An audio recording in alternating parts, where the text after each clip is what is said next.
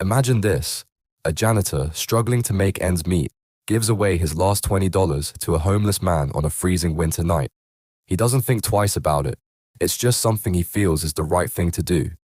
But what happens next will leave you speechless. Days later, a limousine pulls up outside his tiny apartment, and inside is a life-changing surprise that proves kindness always comes back around. Welcome back to Tales with Sekos. Today, I'm sharing this incredible true story of generosity, unexpected twists, and how one small act of kindness can transform lives, including your own. Stay tuned because this is a story you don't want to miss. It was a cold winter evening in the heart of downtown Chicago. The streets were slick with rain, reflecting the dim glow of streetlights that flickered like tired fireflies against the gray sky. People hurried past one another, bundled tightly in coats, scarves, and gloves, eager to escape the biting chill that seemed to seep through every layer of clothing. Among them was Henry Carter, a man whose life had been anything but easy. Henry worked as a janitor at the sprawling corporate offices of Sterling Enterprises, a towering glass and steel building that loomed over the city like a monument to wealth and success. For nearly 20 years, he'd spent his nights mopping floors, emptying trash cans, and ensuring the pristine cleanliness of spaces occupied by people who rarely acknowledged his existence. It wasn't glamorous work, but it paid the bills, or at least some of them, and allowed him to keep a modest apartment on the outskirts of town. But tonight, Henry wasn't thinking about work or rent, or even the gnawing hunger in his stomach. As he stepped out of the revolving doors of Sterling Enterprises after finishing his shift, his attention was drawn to a figure huddled under a tattered blanket near the corner of the building. The man sat slumped against the wall, his face obscured by shadows and grime, his hands trembling as they clutched a thin cardboard sign that read, "Hungry, anything helps." Henry hesitated for a moment, torn between compassion and practicality. He knew what it felt like to go hungry, to count pennies and stretch meals until there was nothing left. Growing up in poverty had taught him how cruel the world could be, yet it had also instilled in him a deep sense of empathy for those less fortunate. Still, giving away money wasn't something he could afford to do lightly. His paycheck barely covered his own expenses, and this month had been particularly tough. He reached into his pocket and pulled out a crumpled $20 bill, the last bit of cash he had until payday. It wasn't much, but it represented more than just currency. It symbolized security, however fragile. With a heavy sigh, Henry glanced around the deserted street. Most people avoided eye contact with the homeless man altogether, stepping wide to avoid getting too close. But Henry couldn't bring himself to walk away. Approaching cautiously, he knelt beside the stranger and extended the bill. "Here," he said softly, his breath forming clouds in the frosty air. "Take this. Get yourself something warm to eat." The man looked up slowly, his eyes bloodshot and weary, but filled with gratitude. "Thank you," he rasped, his voice hoarse from disuse. "God bless you." Henry nodded, offering a small smile before rising to his feet. He didn't linger, knowing that staying would only make things awkward. Besides, he had a long bus ride ahead of him and an empty fridge waiting back home. As he walked away, he couldn't shake the feeling that he'd done the right thing, even if it meant going without dinner himself. Little did Henry know, that simple act of kindness would set off a chain of events that would change his life forever. Over the next few days, Henry tried not to dwell on the encounter. Life went on as usual, early mornings cleaning offices, late nights catching snippets of sleep on a sagging mattress, and weekends spent rationing groceries to make ends meet. Yet, despite his efforts to stay focused, he found himself replaying the image of the homeless man's grateful expression in his mind. There was something hauntingly familiar about it, though he couldn't quite place why. Then, on Thursday afternoon, 3 days after the incident, Henry received a phone call that left him utterly bewildered. It came while he was scrubbing the lobby floor at Sterling Enterprises, the rhythmic swish of his mop echoing through the cavernous space.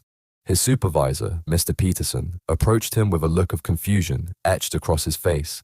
"Henry," Mr. Peterson began, holding out a sleek black cell phone.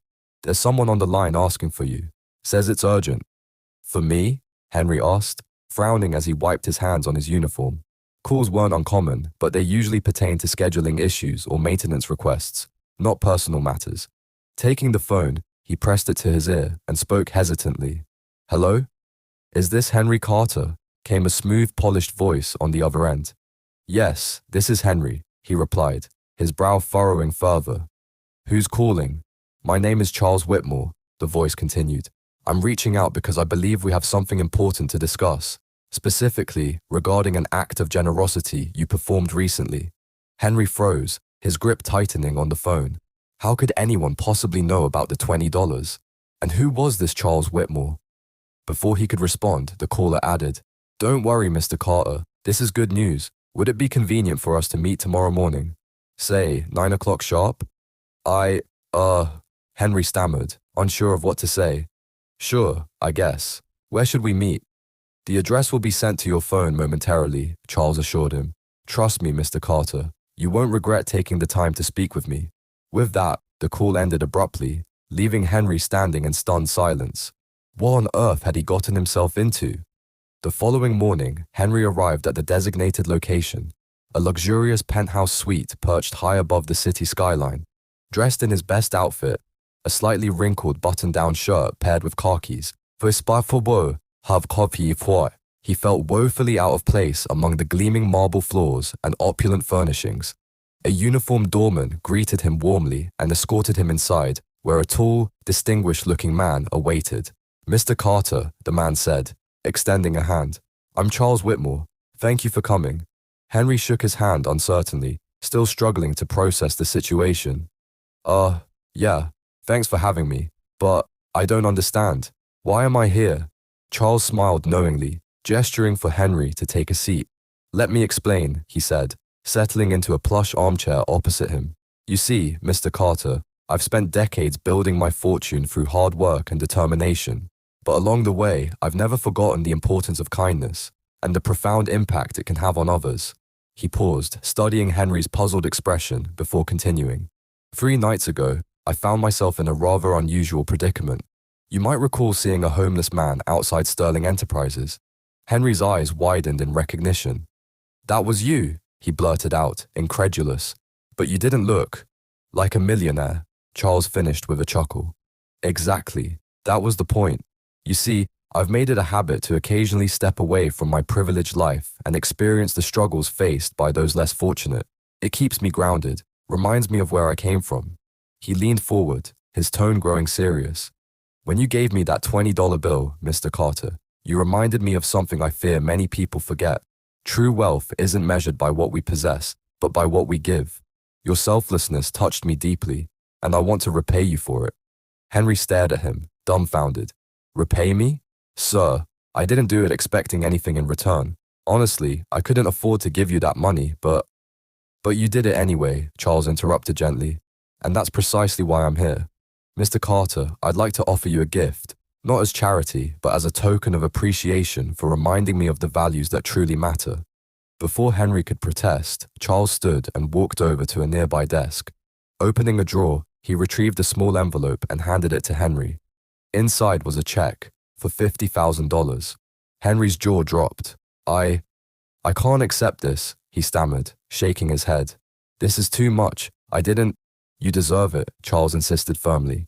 Use it wisely, Mr. Carter. Change your life. Help others. Do whatever your heart tells you to do. Just promise me one thing. What's that? Henry whispered, still reeling from shock. That you'll never stop being kind, Charles replied with a warm smile. Because kindness, Mr. Carter, has a way of coming full circle. Henry sat there in stunned silence, the weight of the check in his hands feeling heavier than anything he'd ever held before. $50,000. It was an unimaginable sum, a number so large that it seemed to belong to another world, a world far removed from the one he knew. Yet here it was, real and tangible, placed into his care by a man whose gratitude ran deeper than Henry could have anticipated. I don't know what to say, Henry finally managed, his voice trembling slightly. This is incredible. But are you sure about this? I mean, I didn't do anything special. Just gave you $20. Charles Whitmore chuckled softly, leaning back in his chair with an expression of quiet satisfaction. But that's where you're wrong, Mr. Carter. You see, most people wouldn't have done what you did, not when they were already struggling themselves. That $20 wasn't just money. It was a piece of your dignity, your security, and yet you gave it freely, without hesitation or expectation of reward. He paused, letting the words sink in. Kindness like that doesn't go unnoticed, Mr. Carter. Not by me, and not by the universe. Trust me when I say that this gift isn't just for you, it's also for everyone else whose lives you'll touch because of it. Henry swallowed hard, trying to process everything Charles had said. Deep down, he wanted to believe it, that his small act of generosity could ripple outward and create something bigger, something meaningful. But at the same time, doubt lingered in the corners of his mind. Was he really worthy of such a gift? Could he live up to the faith this stranger had placed in him? As if sensing his hesitation, Charles added gently, "Take some time to think about it, Mr. Carter. There's no rush, but remember this. Life has a way of rewarding those who give selflessly. Sometimes the rewards come quickly, sometimes slowly, but they always come." With that, the meeting drew to a close. Charles escorted Henry to the door, shaking his hand firmly once more and offering a final piece of advice. Use this opportunity wisely, Mr. Carter, and never underestimate the power of a single act of kindness. The ride home felt surreal, as though Henry were floating through a dream rather than sitting on a crowded city bus. He clutched the envelope tightly in his pocket, half expecting someone to tell him it was all a mistake, that the check inside wasn't real. But every time he glanced down at it, the numbers stared back at him, unchanging and undeniable. When he arrived at his apartment, Henry locked the door behind him and sank onto the edge of his worn-out couch, staring at the check in disbelief. What should he do with it? Pay off his debts? Save it for emergencies? Or maybe, just maybe, he could use it to change his life in ways he'd never thought possible. For hours, he wrestled with these questions, pacing the tiny living room and replaying the conversation with Charles over and over in his mind. Finally, exhaustion overtook him, and he drifted off to sleep, the envelope still clutched in his hand. The next morning, Henry woke with a renewed sense of purpose. He realized that Charles was right. This wasn't just about him. This gift was an opportunity to make a difference, not only in his own life, but in the lives of others. With that thought guiding him, he began making plans. First, he paid off his mounting medical bills and overdue rent, breathing a sigh of relief as the weight of financial stress lifted from his shoulders. Then, he set aside a portion of the money for savings, knowing that having a safety net would allow him to focus on helping others without worrying about his own future. But the bulk of the funds went towards something far greater, a dream he'd long kept buried beneath the demands of survival. For years, Henry had dreamed of starting a community center, a place where people like him, people who had fallen through the cracks of society, could find support, resources, and hope. A place where kindness could thrive and multiply. He rented a modest building in a struggling neighborhood, one filled with families scraping by and individuals battling homelessness. With the help of volunteers, he transformed the space into a vibrant hub of activity, a food pantry stocked with fresh produce, a free clothing closet, a job training program, and even a small library where children could read and learn. Word spread quickly, and soon the center became a lifeline for countless individuals. Mothers brought their kids for after-school tutoring. Men and women attended workshops to build resumes and practice interview skills.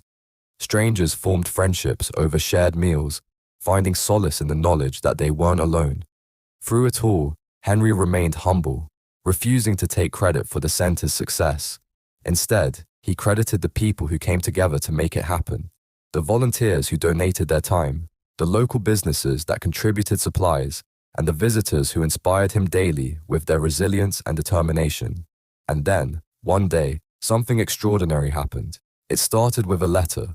A simple white envelope addressed to Henry Carter slipped under the door of the community center late one evening.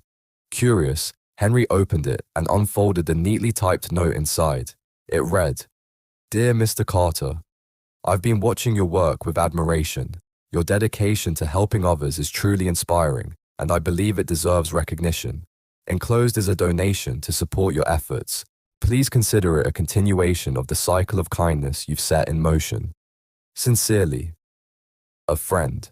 Attached to the letter was a cashier's check for $200,000. Henry's knees buckled as he sank into a nearby chair, tears welling up in his eyes. He didn't need to guess who the friend was. Only one person knew the full story of how the community center came to be. Only one person understood the ripple effect of that $20 bill. Once again, Charles Whitmore had stepped in, not to take credit, but to amplify the impact of Henry's actions. And once again, Henry found himself overwhelmed by the sheer magnitude of what kindness could achieve. Over the next several months, the community center flourished. The additional funding allowed Henry to expand its programs, hire staff, and reach even more people in need. Local news outlets picked up the story, shining a spotlight on the janitor-turned-philanthropist whose generosity had sparked a movement.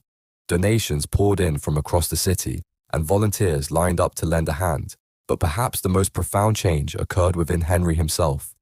Gone was the weary man who trudged through life with his head down, resigned to the hardships fate had dealt him.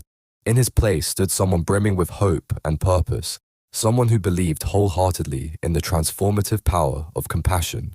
One evening, as he stood outside the bustling center, watching families laugh and share stories, Henry felt a deep sense of peace wash over him. He thought back to that cold winter night when he'd given away his last $20, unsure of how he'd get by. At the time, it had seemed like such a small gesture, insignificant even. But now, looking at the thriving community around him, he understood the truth. Kindness wasn't small, it was vast, boundless, infinite. Like a pebble dropped into a still pond, its ripples extended far beyond what the eye could see, touching lives in ways both seen and unseen. And as Henry gazed up at the star-filled sky, he whispered a silent thank you to Charles, to the homeless man who had unknowingly changed his life, and to the universe itself for reminding him that even the smallest acts of love could move mountains. Months turned into years, and the community center became more than just a building. It became a beacon of hope for the neighborhood. People from all walks of life came together under its roof, united by a shared belief in kindness and resilience. Families rebuilt their lives, children dreamed bigger dreams, and adults found new purpose. It was a place where despair transformed into determination, where loneliness gave way to connection, and where hardship was met with unwavering support. For Henry, the center wasn't just a project or a passion, it was his legacy. Every smile, every success story, every moment of gratitude reinforced the idea that one person truly could make a difference. But as much as he cherished the impact the center had on others, it was the personal growth he experienced that surprised him most. Gone was the man who once doubted his worth, who believed his struggles defined him. In his place stood someone confident, compassionate, and deeply connected to the world around him. He learned to see beauty in the small things, a child's laughter, a stranger's smile, the quiet hum of a community working together. And through it all, he never forgot the lesson Charles Whitmore had taught him, that kindness has a way of coming full circle.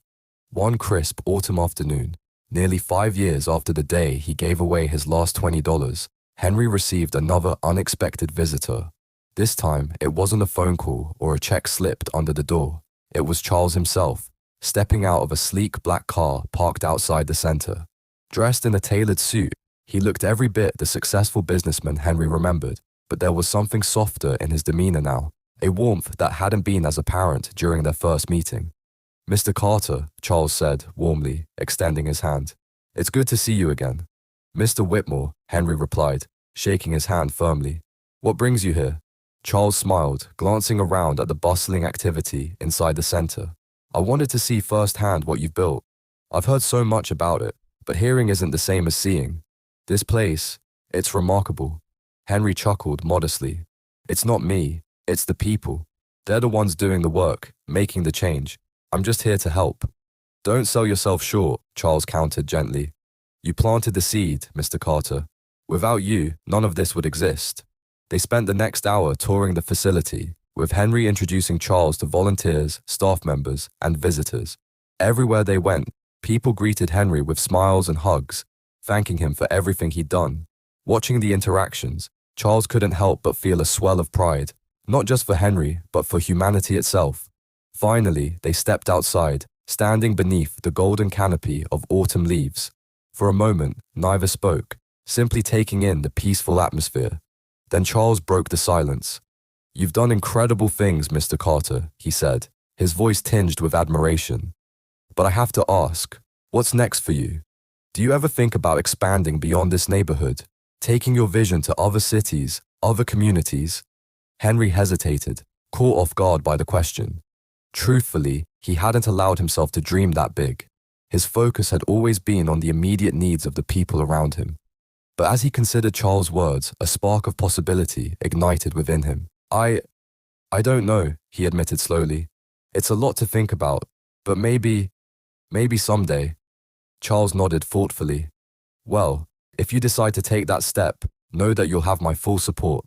Financially, logistically, whatever you need. Because I believe in you, Mr. Carter. You've proven that kindness can create ripples far beyond what we imagine. Henry felt a lump rise in his throat. Thank you, he said softly. For everything. I wouldn't be here without you. Charles waved a dismissive hand. Nonsense. You did this, not me. All I did was remind you of something you already knew.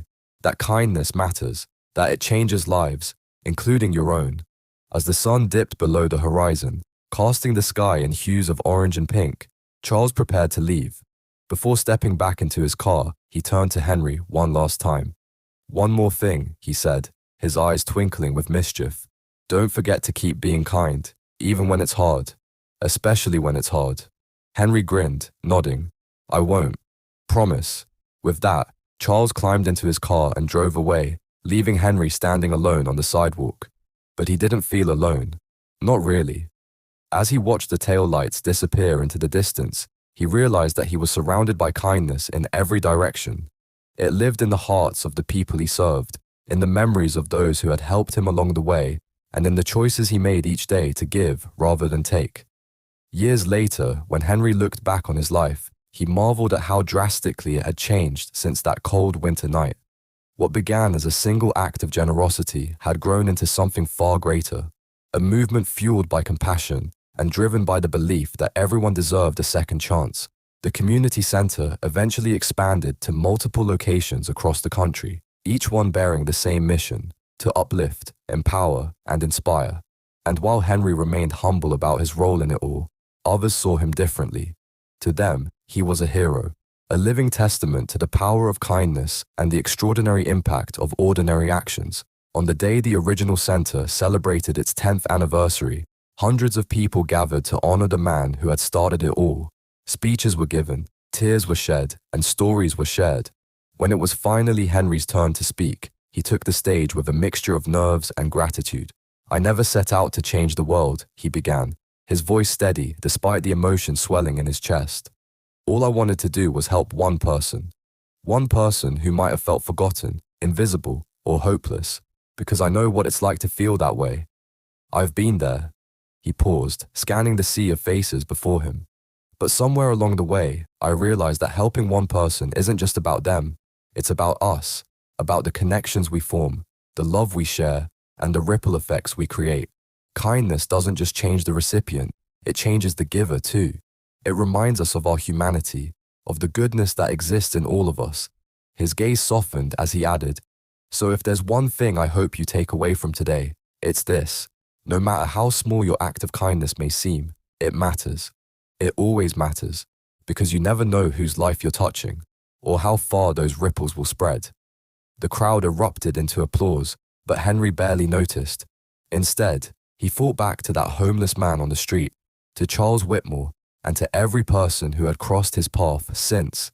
Each of them had played a part in his journey, teaching him that kindness wasn't just an action, it was a chain reaction, linking hearts and lives in ways both seen and unseen. As he stepped down from the stage, a young boy approached him, holding out a crumpled dollar bill. Here, Mr. Carter, the boy said shyly. This is for the center. Henry knelt down, meeting the boy's wide-eyed gaze. Thank you, he said, his voice thick with emotion.